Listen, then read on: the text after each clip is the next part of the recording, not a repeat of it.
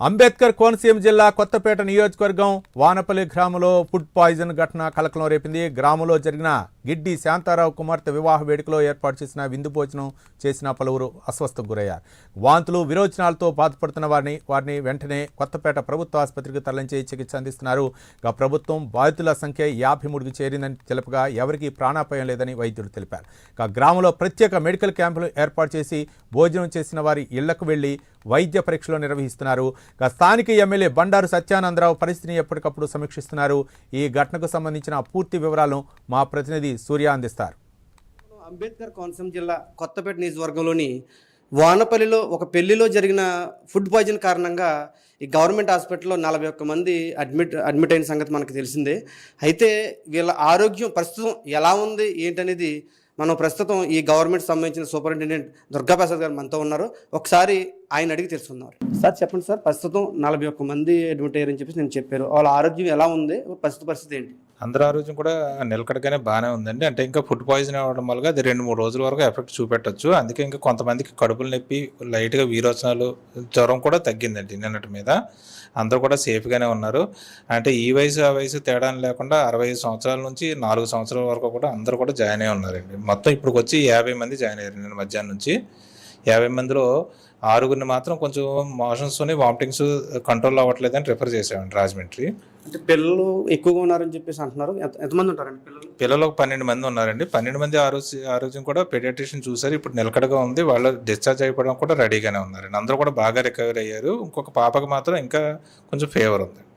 అంటే ఇప్పుడు food poison అంటున్నారు, దాన్ని టెస్ట్లు ఏమైనా చేయించారా? రిజల్ట్ ఏమైనా వచ్చిందండి? లేదండి. అంటే విచారణ చేస్తే ఏంటంటే పొద్దున్న వండిన భోజనాన్ని మళ్ళీ రాత్రి కూడా అదే తిన్న వాళ్ళకి వాళ్ళందరూ కూడా మోషన్స్ వచ్చాయండి. పొద్దున్న ఒక పూట తిన్న వాళ్ళందరూ బాగానే ఉన్నారండి. దానివల్ల ఫుడ్ పాయిజన్ శాంపిల్స్ అన్ని కూడా PSC వానపల్లి వాళ్ళు పంపించారని అంటున్నారండి. మాకంటే మనం వైద్య నిమిత్తంగా చికిత్స చేస్తున్నాము. అందరికీ ఒకేలా ఉందండి? 4 పరిస్థితి కొంచెం సీరియస్గా ఉందంట? సీరియస్గా ఏం కదండి, కొంచెం మోషన్స్తోనే వామిటింగ్స్ తగ్గలేదని రిఫర్ చేసామండి. అంతే. ప్రాణ పరిస్థితి ఎవరికి లేదండి. అందరూ కూడా బాగున్నారు. అందరూ కొంచెం అంటే పెద్ద వయసు ఉన్న వాళ్ళని కొంచెం జాగ్రత్తగా చూసుకుంటున్నామండి. అంతే. వానపల్లిలో ఫుడ్ పాయిజన్ జరిగిన ప్రాంతంలో దగ్గరలో గవర్నమెంట్ హాస్పిటల్ ఉంది. అక్కడ సూపర్వైజర్ రాధాకృష్ణ గారు మనతో ఉన్నారు. ఒకసారి ఆయన అడిగి తెలుసుకుందాం ఏం జరిగింది అనేది. చెప్పండి సార్, అసలు ఎంతమంది జాయిన్ అయ్యారు మీ దగ్గర మొదట్లో? మాకు 6వ తారీఖుని వానపల్లి గ్రామం రామ్మోహన్ రావుపేటలో వివాహ కార్యక్రమం నిమిత్తము లోకల్ పబ్లిక్ అనివ్వండి, బంధువులు వీళ్ళందరూ కూడా వివాహాలకు వెళ్ళి భోజనం చేయడం జరిగింది. లంచ్ 6వ తారీఖున ఈవినింగ్ లంచ్ చేసిన తర్వాత 7వ తారీఖున మార్నింగ్ కల్లా మాకు ఇన్ఫర్మేషన్ వచ్చిందండి, వాంతులు విరోచనతో బాధపడుతున్నారని. మేము వెంటనే ఆ వార్త విని వెంటనే మెడికల్ ఆఫీసర్స్, వైద్య సిబ్బంది అందరూ కలిసి ఆ రామ్మోహన్ రావుపేట వెళ్ళి వాళ్ళందరినీ చూసి వెంటనే వాళ్ళని ఈ PSCకి నియరెస్ట్ వానపల్లి PSCకి వెంటనే ప్రత్యేక వెహికల్స్లో వాళ్ళని తరలించడం జరిగింది. అక్కడ తరలించి వాళ్ళకి ప్రత్యేకమైన చికిత్స ఇవ్వడం కూడా జరిగిందండి.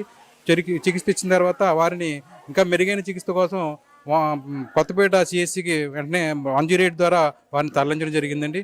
ఇక్కడ ప్రజెంట్ అందరూ కూడా ట్రీట్మెంట్లో ఉన్నారు సార్. అలాగే మనకి అక్కడ వానపల్లి గ్రామంలో మెడికల్ క్యాంప్ జరుగుతుందండి. అలాగే హౌస్ టు హౌస్ సర్వేలెన్స్ కూడా మా పారామెడికల్ సిబ్బంది అందరూ కూడా టీమ్స్ కింద ఫామ్ అయ్యి ప్రతి ఇంటింటికి వెళ్ళి ఈ యొక్క బాధితులు ఎవరు ఉంటే వాళ్ళు నోట్ చేసుకోవడం, అలాగే వారిని ఎవరుంటే నియరెస్ట్ PSCకి వెంటనే తరలించడం, వాళ్ళకి వైద్య సేవలు అందించడం కూడా జరుగుతుందండి. మొత్తం ఎంతమంది అయినారు ఇప్పటికి పేషెంట్? అంటే మొత్తం ఇప్పుడు మనకి 53 మెంబర్స్ వచ్చారండి ఇక్కడికి అడ్మిట్ అయిన వాళ్ళు. అలాగే మనకి ప్రైవేట్ హాస్పిటల్స్లో కొంత 7 మెంబర్స్ ఆల్రెడీ వాళ్ళు కూడా అక్కడ ఉన్నారు సార్. అదే బండారు సత్యానంద గారు ఈ విషయం తెలిసిన వెంటనే ఆయన ఒకటిన ఇక్కడికి రావడం జరిగిందండి. ఇక్కడికి వచ్చి మొత్తం పేషెంట్లందరినీ పరామర్శించి వారికి ప్రత్యేక భరోసా ఇచ్చారు. అలాగే DMHO గారితో కూడా మాట్లాడి ఇక్కడ ప్రత్యేక బృందాలు అలాగే ప్రత్యేక డాక్టర్స్ కూడా వేయాలని ఆదేశించి ఉన్నారు సార్. అలాగే మన వైసీపీ మాజీ ఎమ్మెల్యే గారు జగ్గిరెడ్డి గారు కూడా రావడం జరిగింది. వారు కూడా వచ్చి విషయం అందరూ పరామర్శించడం జరిగిందండి. ప్రస్తుతం ఆరోగ్యం ఎలా ఉందంటారు? అందరికీ కూడా ప్రజెంట్ అందరికి ఎవరికి ఏ అడ్వాన్స్ ఈవెంట్ జరగలేదండి. అందరూ కూడా చక్కగా బాగానే ఉన్నారు. ఎవరికి కూడా ఏ ఇబ్బంది లేదు.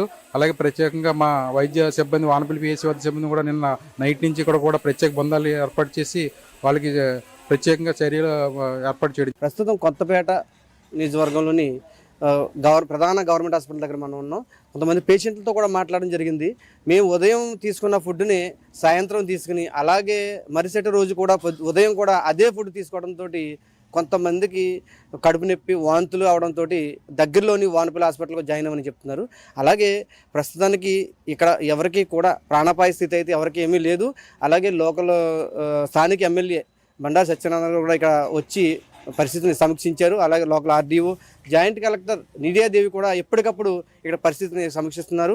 అయితే ఇక్కడ ప్రస్తుతం డాక్టర్లు చెప్పేది ఏంటంటే ఒక నలుగురికి ఆరోగ్యం కొంచెం బాగోలేకపోవడంతో రాజమండ్రికి షిఫ్ట్ చేసామని చెప్తున్నారు. అయితే ప్రస్తుతానికి ఇక్కడ 53 మంది పేషెంట్లు ఉన్నారు. ఎవరికి కూడా ప్రాణాపాయ స్థితి అయితే ఎవరికీ లేదు. అందరి ఆరోగ్యం కూడా కుదుపులోనే ఉందని చెప్పేసి చెప్తున్నారు. ఇది ఇక్కడ పరిస్థితి. కెమెరామెన్ లావరాజ్తో సూర్య, ప్రైమ్ న్యూస్, అమలాపురం.